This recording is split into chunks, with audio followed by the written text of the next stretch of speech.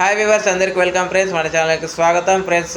KKR versus Punjab Kings మధ్య మ్యాచ్లో మొత్తానికి వరుణుడి ప్రభావం చేత మ్యాచ్ అయితే రద్దయింది. బట్ కొంచెం అయితే సాగింది. మ్యాచ్ ఎలా సాగింది ఏంటి అనే వివరాలకి వెళ్ళిపోదాం. ఏమాత్రం లేట్ చేయకుండా టాస్ గెలిచి మొదట బ్యాటింగ్ అయితే తీసుకుంది కేకేఆర్. ఎందుకంటే కొంచెం డిఫరెంట్గా ఆలోచిద్దామని చూసింది, కానీ ఓవర్కాస్ట్ కండిషన్స్ ఉన్నాయి అని గ్రహించలేకపోయారనే చెప్పుకోవచ్చు. తీసుకున్న డెసిషన్కి, వాళ్ళు తీసుకున్న నిర్ణయానికి సరైన ఫలితాలు అయితే ఇవ్వలేకపోయింది కేకేఆర్ అని చెప్పుకోవచ్చు. ఓపెనర్గా ఫినాలిన్ అజింక్య రహానే స్టార్ట్ చేశారు. 12 దగ్గర ఫస్ట్ వికెట్ అయితే పడింది. 6 రన్స్ వేసి ఫినాలిన్ అవుట్ అయ్యాడు. తర్వాత క్యామరన్ గ్రీన్ ఇలా 4 కొట్టి అలా వెళ్ళిపోయాడు.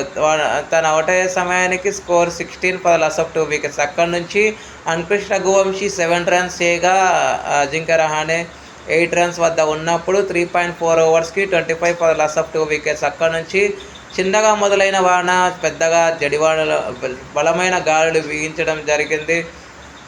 ఎంతటికి వర్షం తగ్గకపోవడం.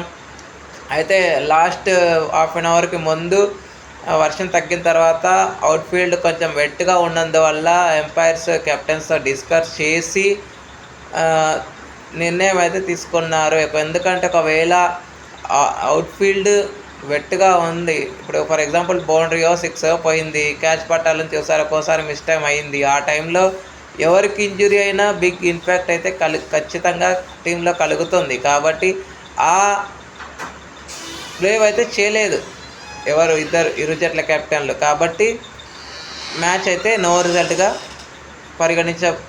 పరిగణించారు ఎంపైర్స్. ఇరు జట్లకు ఒక్కొక్క పాయింట్ అయితే కేటాయించారు. పంజాబ్ కింగ్స్కి 5 పాయింట్స్, కేకేఆర్కి 1 పాయింట్ అయితే రావడం అయితే విశేషం. అయితే ఈరోజటి మ్యాచ్లో కేకేఆర్ టోటల్గా 2 చేంజెస్ అయితే చేసింది గైస్. నేను చెప్పాను ఆల్రెడీ, ఎప్పుడు సిఎస్కే వర్సెస్ ఆర్సీబీ రివ్యూలోనే చెప్పాను నేను ఏమని, కేకేఆర్ 2 చేంజెస్ అయితే చేస్తుంది ఈరోజు ఖచ్చితంగా అని చెప్పాను. అదే జరిగింది ఎగ్జాక్ట్గా. నవదీప్ సైని వస్తే బాగుంటుంది అని అనుకున్నాను, అదే జరిగింది. అండ్ రామన్ పవాల్ని తీసుకున్నారు. సౌరభ్ దుబేని ఇన్ఫాక్ట్ సబ్లో పెట్టుకున్నారు. ఒకవేళ మ్యాచ్ కనుక అంటే లైక్ కొనసాగుంటే మాత్రం ఖచ్చితంగా ఏమో రిజల్ట్ కేకేఆర్కి ఫేవర్గా వచ్చేదా అన్న కొన్ని క్వశ్చన్ మార్క్స్ అయితే ఉన్నాయి. చూద్దాం.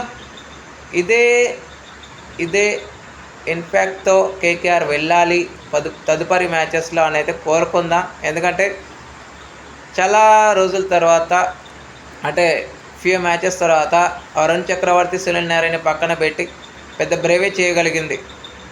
Okay friends, thank you. ఇలాంటి అప్డేట్స్ కోసం పోతే గైస్, అంతకంటే ముందు తీసుకున్న ఒకే ఓవర్లో 2 వికెట్లు అయితే పడ్డాయి.